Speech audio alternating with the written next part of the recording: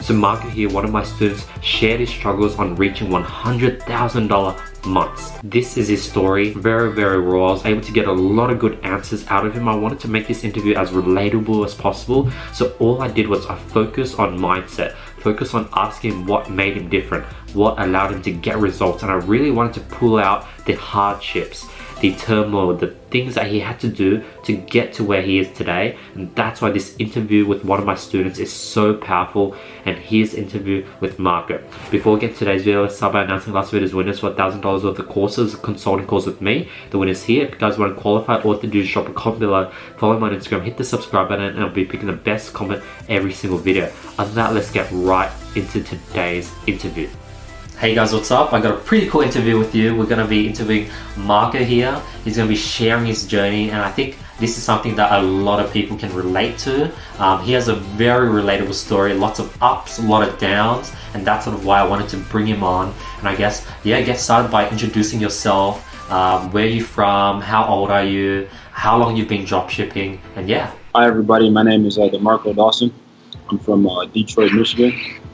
And I'm 21. I just turned 21, and I've been working with Andy for about 2 months, and it's been amazing. That's awesome. And I guess tell us about how you got into e-commerce. So I started off doing social media marketing, and then I transitioned into e-commerce with time, because I went to the 10X Growth Conference at Grant Cardone, and I met someone that was doing e-commerce. And he told me, he's like, yeah, man, I make like $100K a month, and I'm 19 years old. I thought he was lying, honestly. And I did more research on it, and that's how I got involved in it with my friend. How'd you get into entrepreneurship? Like, how'd you get into social media marketing at the very beginning, and how old were you? I believe about 18, 17 years old, and I was selling suits. And the owner of the store would have me posting stuff on the internet for him. And I would do like the ad copy and stuff like that, and I would bring in customers. And instead of me being a suit salesman, he started having me just do social media marketing 100%. And I actually researched, and I'm like, wow, people actually get paid for this. And I realized that they did and took advantage of it. That's awesome, man. What got you from doing social media marketing for your boss to like going to the 10X Growth Conference, maybe doing social media marketing for other companies, or even transitioning to e-commerce? Like, what got you into entrepreneurship? Right after high school, when I was 19, I went to a trade school, and I graduated from the trade school. I got a heating and cooling certificate, and I went into the field, and I thought I would love it because, you know, you make more money, you have great benefits. And what I realized is I really didn't like the 9 to 5, being trapped inside of the office. I feel like I was becoming very stagnant in the same position. So what I did was I started to better myself, and I started to invest inside books and more entrepreneurship, you know, things, because a lot of people in my family are already entrepreneurs, you know. But I just thought, you know, how everyone says, get a good job, go to school, you'll love it. And that just wasn't for me. So after the 10X Growth Conference, I met so many entrepreneurs that I had to go out and explore that freedom. I was plunging toilets. The urinals were clogged. I had to unclog them. You know, so, you know, when people make excuses, I'll just say, you know, you have to always do what you have to do to get to where you want to go. And that's the biggest key I learned in life. So I guess, Marco, after you sort of found out you wanted to do entrepreneurship because you didn't like the 9 to 5, you knew that that wasn't for you, Right. You were most likely going to expect that, you know, it was going to be fun, it was going to be easy, and you made a lot of money. Tell us about the realities and how hard it was. Well, the realities were you have to go from a job where you get paid for trading your time and you get money. You know, entrepreneurship, you have to put in the work and you don't know if the money's going to be there, you know. But the great thing about entrepreneurship is when you do get the actual reward, it's always bigger, you know, because it's yours up front. Got it. And can you sort of, I guess, share some of your downs or some of your worst experience that maybe someone could relate to, or someone is currently going through that right now, and maybe by you telling them that hardship and how you made it through, that might be able to help them out. Right. So the hardships that I faced was like family members doubting me, lack of support. So what I had to do was reach down deep inside and, really find myself and build a strong foundation. Whether your foundation might be your family or it might be yourself. What I did was I started reading more books, and I believe in, God too. So that helped me a lot. I had a lot of troubles at first. I didn't get that many sales. I didn't really start getting sales until I started working with you, So it really took me about 7 months before I really had a breakthrough. A lot of people give up. You don't really want to give up. You want to keep going. Got it. So what would you tell someone that's like 4 months in, 0 results? They're watching this interview right now and they're like, man, like the title says how to make 100 grand. I'm 4 months in, I got 0 sales. What's your advice to them? Never compare yourself to other people, 1. Number 2, you should do as Andy say when he said, life is like when you focus on one thing, your results are way greater.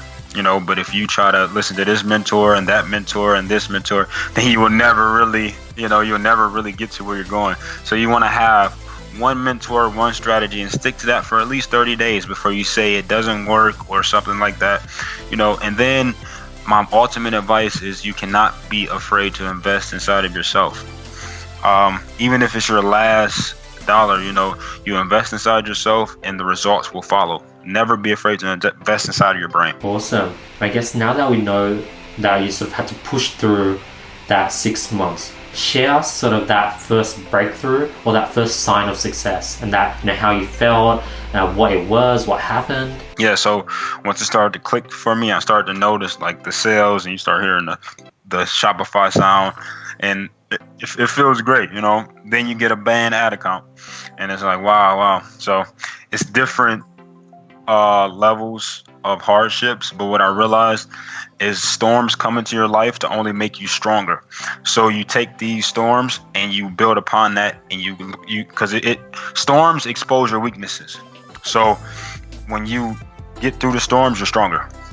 That's how I look at it. Awesome. And how did you manage getting to a place where you're making consistent, several grand per day, and then bam, ad account shut down?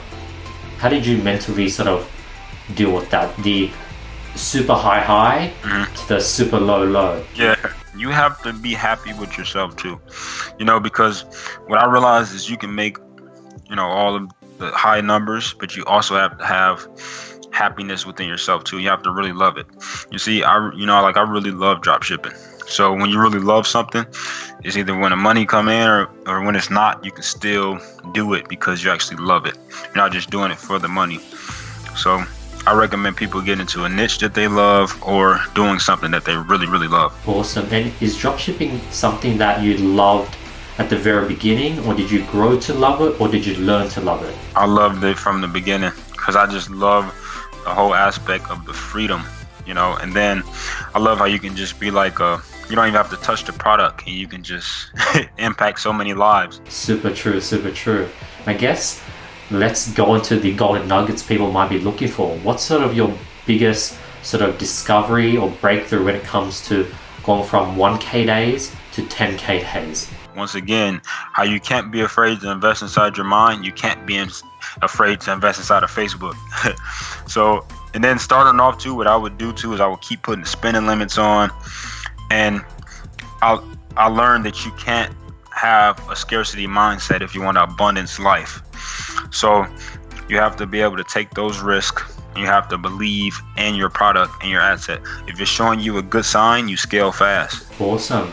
And on the topic of scaling, share to the audience like how you went ahead and you didn't build this thing on your own. You went ahead and hired a virtual assistant. You built relationships with your supplier. You did all these sort of other things. I guess share a bit more about that. What I learned was when you're working with suppliers, the more product that you move, the lower price point you'll get over time.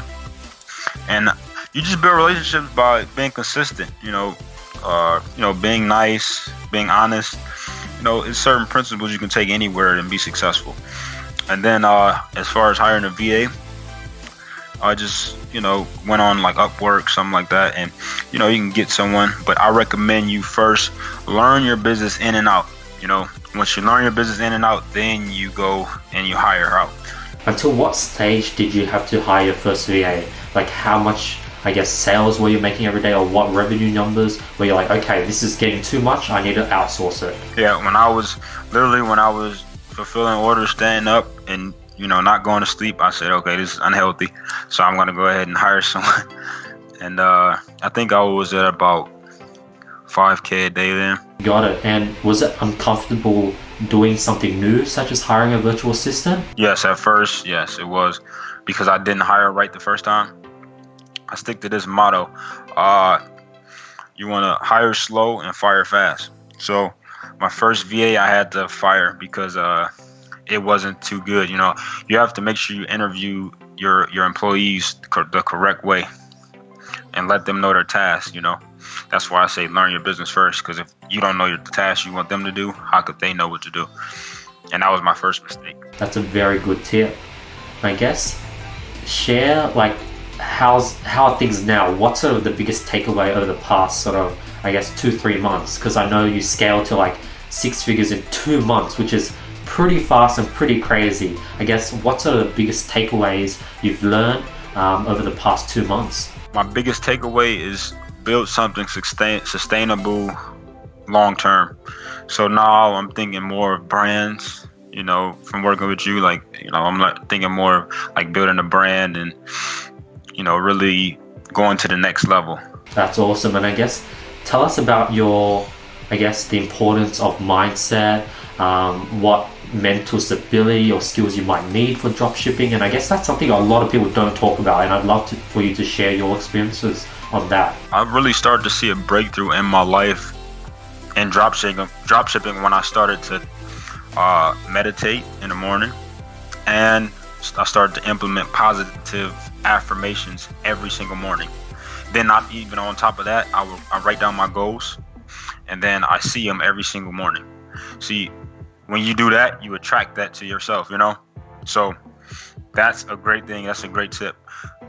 One of the biggest takeaways I would say for mindset would be you have to have a relentless mindset when working with Facebook, because Facebook continues to get more strict.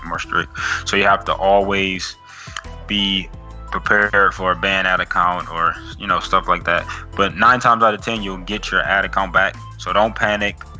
Never make a permanent decision in a temporary situation. That's an amazing tip.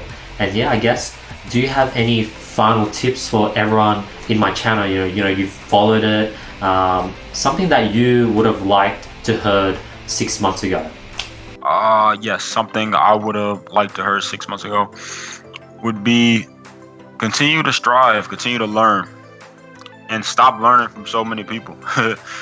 Find something and stick with it, and give it 60 days, 30 days, and your life will change. Awesome. Thank you so much, Marco. I really appreciate all the golden nuggets you sort of shared with everyone. I think this is something that's definitely relatable. I think my goal with these interviews is sort of get out the hardships, get out those sort of little things such as mindset, how hard it was, how it was not too easy, all the roadblocks. And I think that's something that people don't talk about enough. And I'm very happy that you were able to share that. And I think a lot of people will get value from this interview.